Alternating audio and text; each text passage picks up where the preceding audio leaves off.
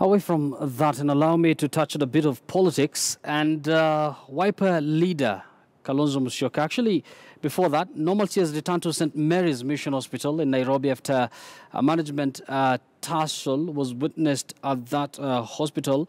And it escalated yesterday, resulting in a scuffle, eviction and disruption of services. Willy Lusige reports.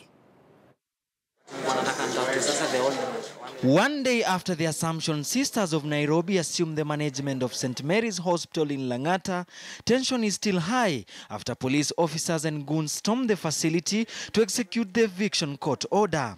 Staff members who were chased away from the hospital and their houses broken into, expressing their concerns about the fate of their jobs, some of them forced to live in their cars. If the war is on the management, where are we? Our contract is with St. Mary's Mission Hospital. Yeah? So why are they using excessive force? And who is this person in the upper hand to deny our rights? Led by Secretary General Dr. Ouma Oluga, Kenya medical practitioners, pharmacists and dentist union officials arrived at the hospital accusing the new management of using brutal force during the eviction. It's quite a sad tale, you know. The family's young children, a child was thrown out. One of the doctors have said has broken his ankle joint, is incapacitated today.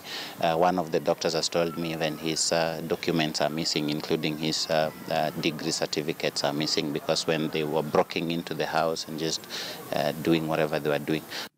The incoming Chief Executive Officer, Dr. Gabriel Njue, was quick to reassure patients that normalcy had resumed, stating that the new management had hired 100 new staff, including 10 doctors, 20 clinical officers, and 46 nurses.